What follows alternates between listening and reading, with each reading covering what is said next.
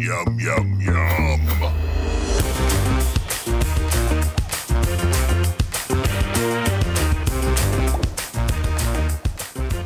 Bonjour et bienvenue dans l'émission La table à l'étable. Aujourd'hui, nous allons parler de vaccination pour comprendre comment lutter contre les maladies du jeune veau et élever le potentiel de ces animaux et donc de son troupeau. Installez-vous, on échange avec mes invités autour de produits locaux. Mais avant de commencer les présentations, précisons que cette émission est réalisée en partenariat avec Boehringer Ingelheim Santé Animale France. Merci à eux pour ce partenariat. Bonjour à vous. Merci d'être avec moi aujourd'hui. On va commencer les présentations avec toi, Christophe. Bonjour. Est-ce que tu peux te présenter? Tu es éleveur, mais raconte-nous ta ferme. Donc bonjour, Christophe. Je suis éleveur charolais dans la Loire. Donc mon métier de tous les jours, je suis ce qu'on peut catégoriser comme un éleveur naisseur. Donc j'ai 80 vaches qui mettent bas chaque année de veaux. Et ensuite ces veaux sont vendus pour une partie comme reproducteurs. D'accord. Donc après tu revends en partie avec aussi... donc tu expliquais là, tu refais de la vente, mais pas forcément de la transformation. Non, donc leur vocation première des animaux vendus de l'exploitation, c'est des reproducteurs. Et parfois, donc, ils participent sur des manifestations, comme au sommet de l'élevage. J'ai déjà participé comme exposant au concours charolais. D'accord. Donc là, ce n'était pas le cas cette année, malheureusement.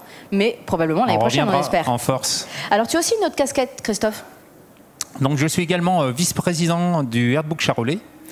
Donc, dans l'association, justement, une des missions du Herdbook, justement, c'est souvent également animer, par exemple, les concours, dont celui du sommet de l'élevage qui était notre national cette année. Donc, c'est un petit peu une déception, là, aujourd'hui. Oui. Alors, pourquoi cet engagement ? Comment dire, la race charolaise, je vis vraiment à 200% pour elle. C'est vraiment du non-stop. J'ai vraiment ça dans les veines. La passion pour la race. C'est vraiment une passion, mais très très forte. Je veux dire, ça s'arrête pas le soir. Quand on quitte les bottes, c'est tout le temps non-stop. C'est les samedis, c'est les dimanches. La galerie de téléphone est remplie de photos de vaches charolaises. Voilà. La passion. Alors, à côté de toi, nous avons Guillaume. Guillaume, tu es vétérinaire depuis 16 ans, il me semble.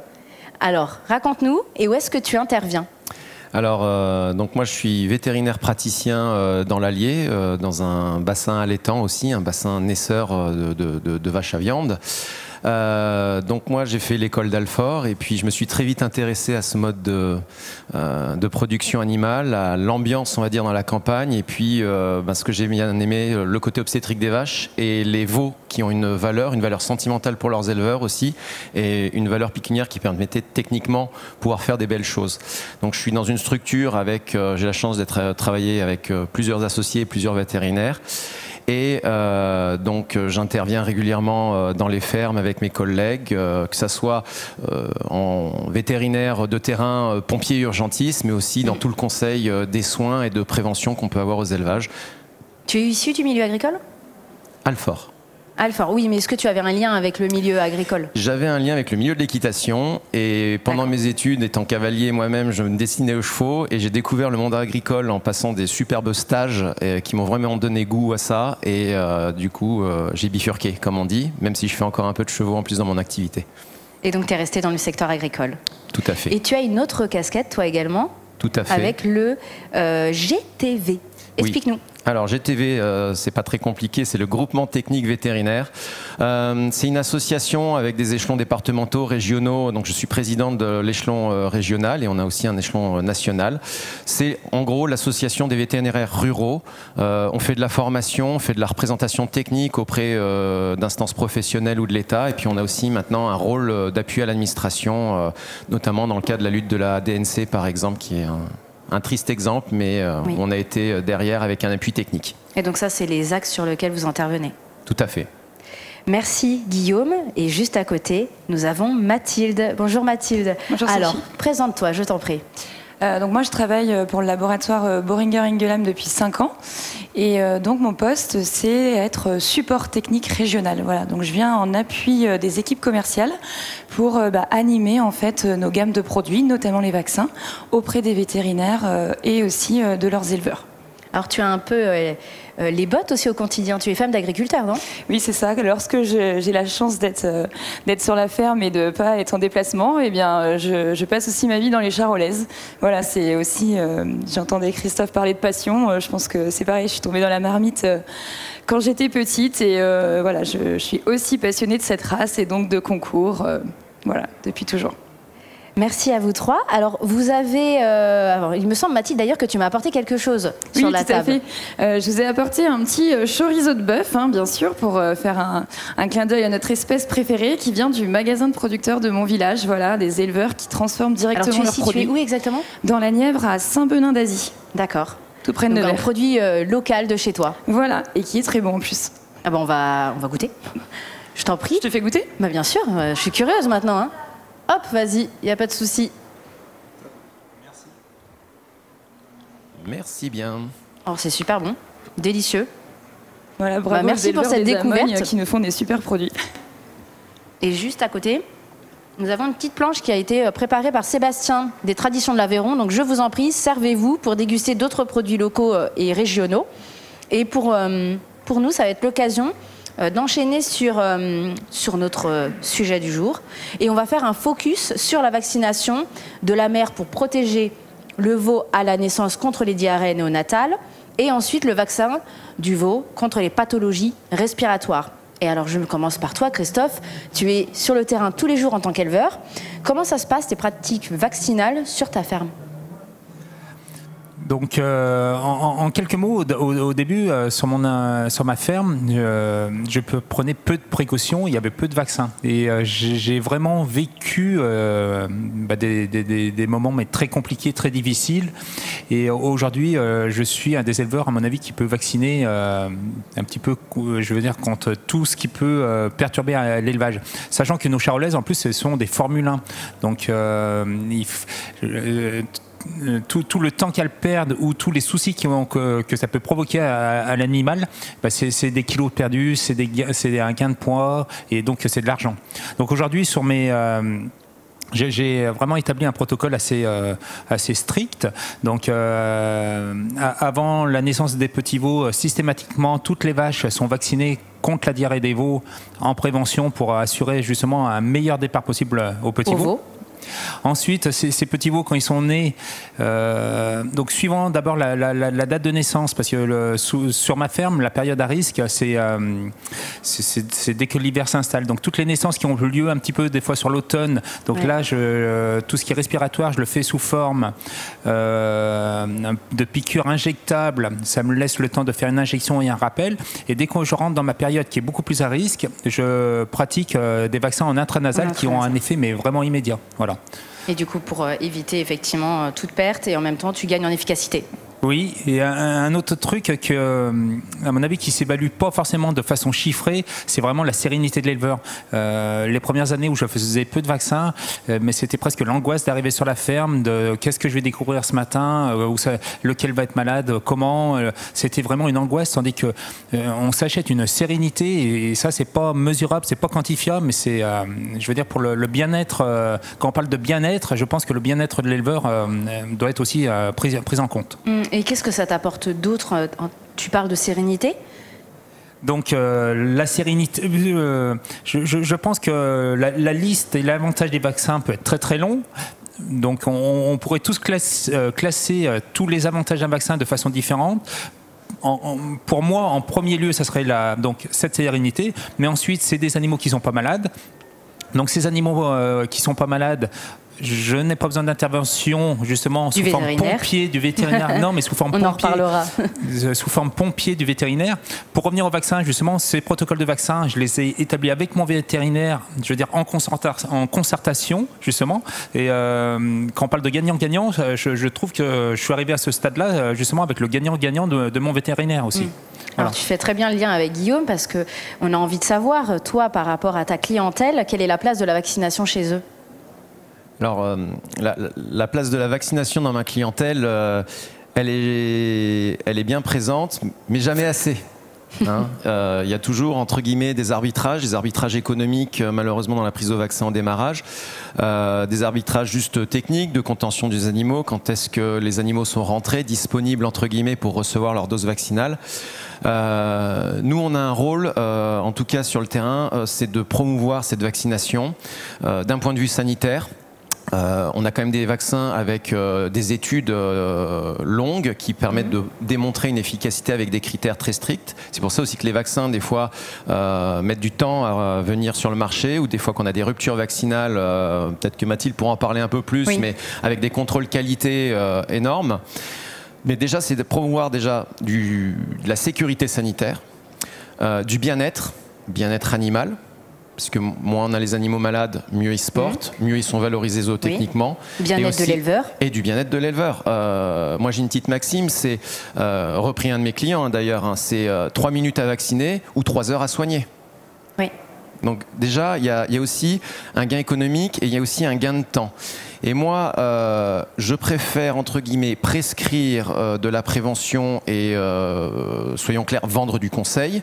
Je suis un peu feignant, excusez-moi, plutôt que d'aller soigner en pompier une épidémie de chiasse de veau à 23h le soir parce que le gars est débordé et qui voit seulement les derniers malades et sur lesquels on est obligé d'intervenir. Surtout qu'on est dans un marché aussi porteur ces derniers temps par rapport à la filière. Oui, complètement. Donc il y a un enjeu aussi derrière. Disons que quand on dit 10% de perte, c'est acceptable, c'est dans la moyenne, etc., pour moi, c'est insupportable. Le revenu de l'éleveur va se faire sur ces derniers pourcentages. Au prix, en ce moment où sont les cours du marché, perdre 1 ou 2 veaux, mais c'est un salaire mensuel qu'on peut perdre d'un coup. Et c'est important, entre guillemets, de consolider ça avec la promotion du vaccin. Avoir quelqu'un qui a des épidémies dans son élevage qui va être en difficulté économique, c'est absolument pas la même santé microéconomique autour de chez moi que quelqu'un qui va investir dans le vaccin. Bien sûr. Et qui sera, entre guillemets, plus à l'aise dans tous les domaines. Bien sûr. Mathilde, tu as un complément à ajouter par rapport à Guillaume et peut-être des éléments à nous fournir, chiffrés, pour qu'on comprenne la place de la vaccination? Oui, tout à fait. En fait, au niveau des statistiques nationales, si on considère les vaccins contre les entérites néonatales, on est à peu près à 20% du troupeau français qui est vacciné, sachant qu'on est plutôt sur les zones allaitantes à des chiffres qui partent du côté des 30%, et sur les zones laitières, plutôt sur le 10% de vaccination, en lien avec la valeur économique des veaux historique, qui vient effectivement d'être modifiée, mais jusque-là, c'était pas... les cartes ont été rebattues que très récemment. Et par contre, dans des zones comme le berceau de la charolaise, par exemple, où voilà, il y a vraiment des éleveurs naisseurs spécialisés, avec des animaux à haute valeur génétique, notamment par exemple chez les sélectionneurs, on a des clientèles vétos où on atteint des 60, 70%, 80% de taux de vaccination. Forcément, il y a un enjeu derrière, donc exactement. C'est forcément lié. Et alors, je me tourne vers toi, Christophe. Oui, tu voulais ajouter un point? Ce que je voulais rajouter et qui est très important, je pense que quand on parle sinon de venir soigner l'animal, il ne faut pas oublier que ça veut dire qu'on utilise des antibiotiques. Et aujourd'hui, on est dans une démarche justement où on veut éviter. Donc il faut aussi bien mettre en lien avec ce côté-là. Effectivement, c'est un point pertinent. Et toi, par rapport à la vaccination, quels sont les intérêts? On en a cité certains. Est-ce que tu en as d'autres à ajouter? Je pense qu'ils ont été cités, mais c'est aussi un animal qui est malade pendant par exemple pendant 10 jours. 10 jours, c'est une période sur laquelle l'animal ne produit plus. Oui. Donc sur un éleveur laitier, ça se mesure dans le temps calé, mais nous, éleveurs allaitants, c'est sur de la croissance. La charolaise, qui est un gros potentiel de croissance, si l'animal, au lieu de prendre 2 kilos par jour, il en prend 0, il manque 20 kilos pendant 10 jours. Forcément. Donc c'est hyper important.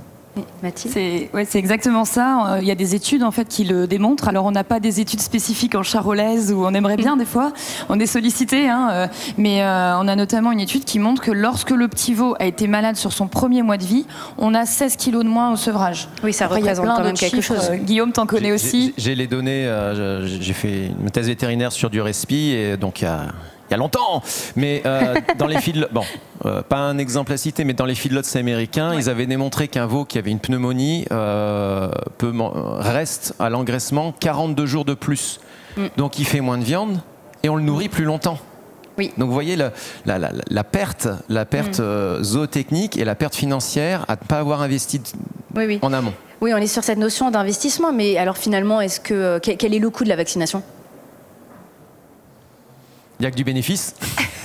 C'est ce que tu viens de dire à l'instant, c'est vraiment cette notion, finalement, c'est pas un coût, mais c'est plutôt un investissement, parce que c'est le ratio que tu nous disais à l'instant, 3 minutes vs 3 heures à soigner, si je comprends bien. Donc ce que je veux rajouter, donc le vaccin a un coût, donc ça c'est la parole de l'éleveur. Par contre, il faut mettre beaucoup de conscience, se dire, donc j'investis et il faut essayer de le faire le mieux possible ce vaccin par contre. Donc c'est pas le faire pour le faire parce qu'il est fait. Il faut par contre respecter vraiment des protocoles très sérieux, rigoureux pour justement lui donner son maximum d'efficacité. Oui. Et là c'est le vétérinaire qui va nous dire justement. C'est la notion d'efficience. Il y a la notion d'efficience. Alors j'ai aussi la prudence de dire que le vaccin ne résout pas tout. Oui. Le vaccin ne réduit pas à 100% la possibilité d'attraper la maladie, mais il va en réduire les symptômes. On peut avoir des fois des sensations avec des éleveurs, un éleveur vaccine une stabilisation de sang veau contre une maladie respiratoire très virulente, le RS, et puis en cours d'hiver on se retrouve à avoir un veau qui décède de pneumonie, on l'autopsie, on fait une analyse, on retrouve la maladie du RS dans le poumon, on se dit mince, le vaccin n'a pas marché, qu'est-ce qui se passe, etc.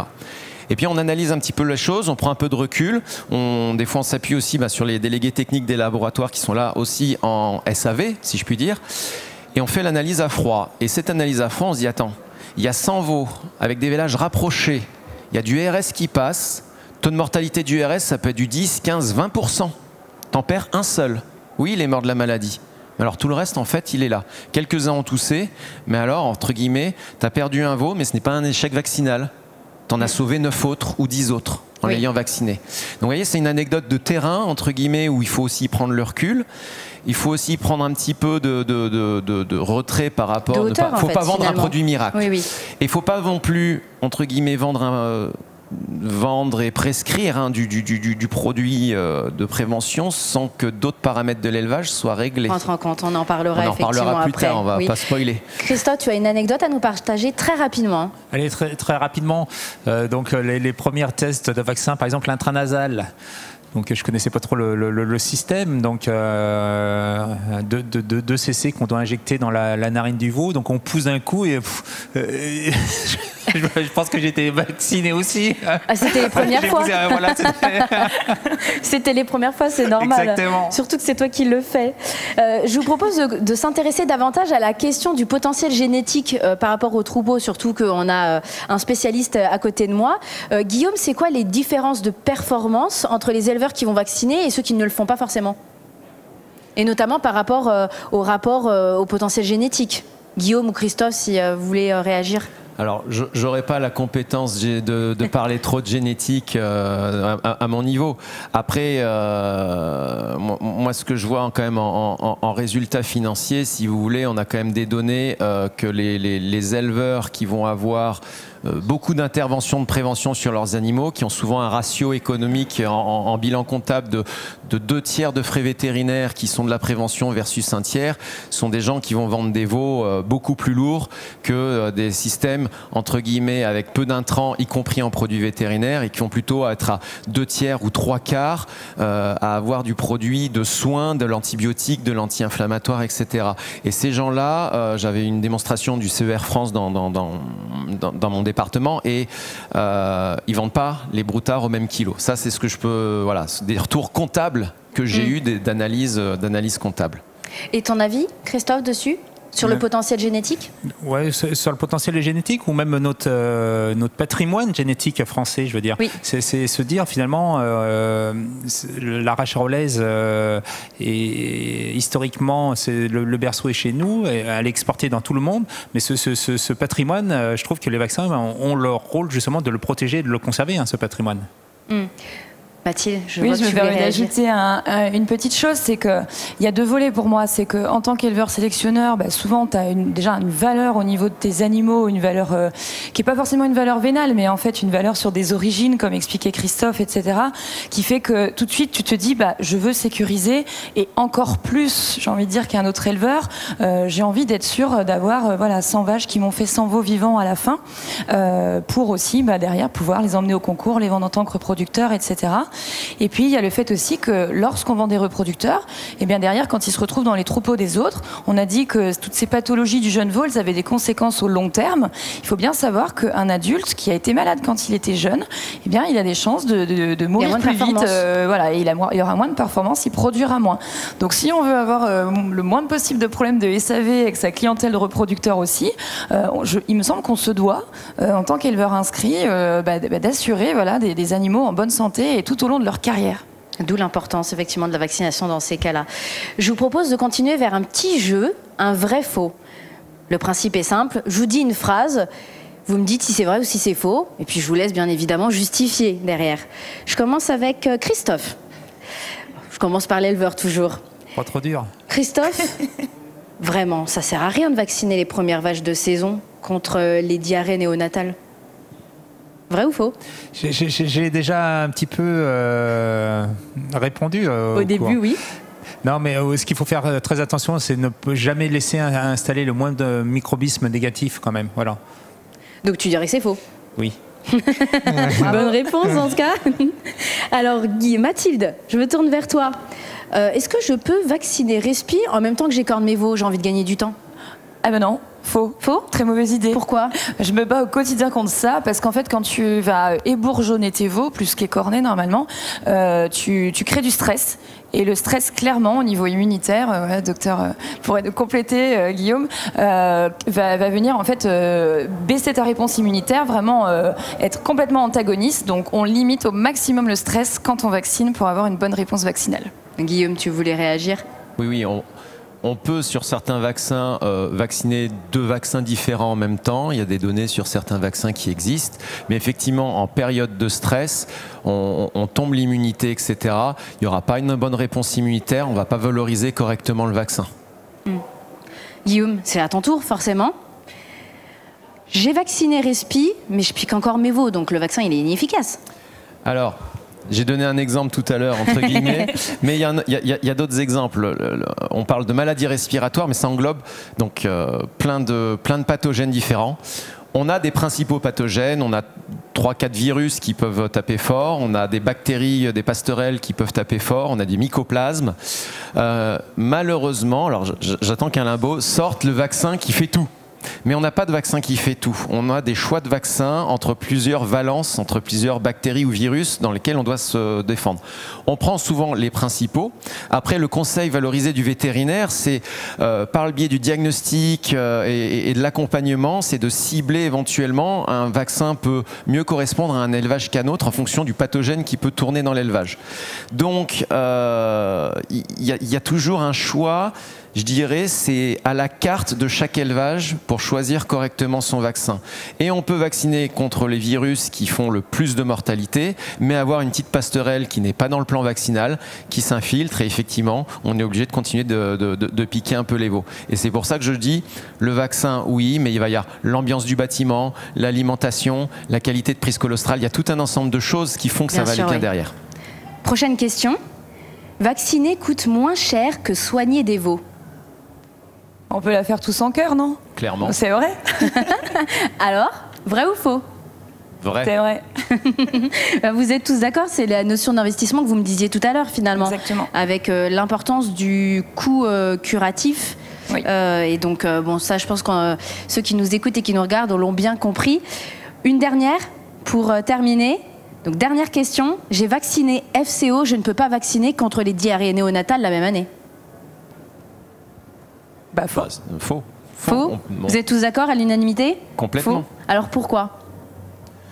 On a peur peut-être de submerger le système immunitaire, ce qui est une question complètement légitime. Et effectivement, il y a certains vaccins qui peuvent, des fois, sur le marché, on a des vaccins qui ont 10 valences en même temps. C'est pas avec ce vaccin-là que je vais conseiller de faire d'autres vaccins. Mais quand on a un vaccin qui a 2-3 valences d'un côté et qu'on fait l'AFCO avec une valence ou 2 valences dedans, etc., on reste encore dans le raisonnable pour l'animal. Voilà. Oui. Je vous propose de continuer nos échanges avec une dernière partie sur plutôt les recommandations que vous pouvez transmettre. Christophe, si tu es du coup dans le Airbook Charolais, est-ce qu'il y a des directives particulières et si oui, lesquelles dans le schéma de sélection? En lien justement avec la santé de l'animal. Oui, à la vaccination, donc, bien évidemment. On essaye de conscientiser, de mettre de la conscience justement. La race charolaise, donc, a beaucoup de performances. J'ai dit que c'était une Formule 1, mais c'est aussi une race très rustique. Donc rustique, ça veut dire qu'elle est capable de faire face à des aléas justement extérieurs aussi. Donc on essaye de réintégrer ce côté rusticité de notre race. Et on y porte de plus en plus attention. Mais est-ce qu'il y a une directive particulière au niveau de l'OS ? Les petits, des obligations? Non, il n'y a pas d'obligation. On ne va pas à ce niveau-là. Donc pas de directive particulière, chaque éleveur est libre de vacciner ou non.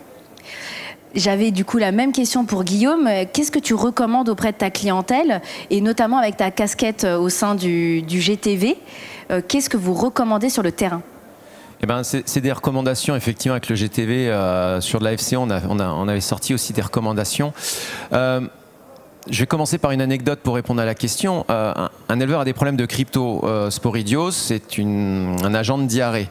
Un vaccin est sorti sur le marché, l'éleveur nous a vu, il vient et il nous dit « je veux le vaccin de cryptosporidiose ». Et avec mon associé Pauline, on a dit au gars « non, on ne va pas te le prescrire ». On a refusé de le prescrire.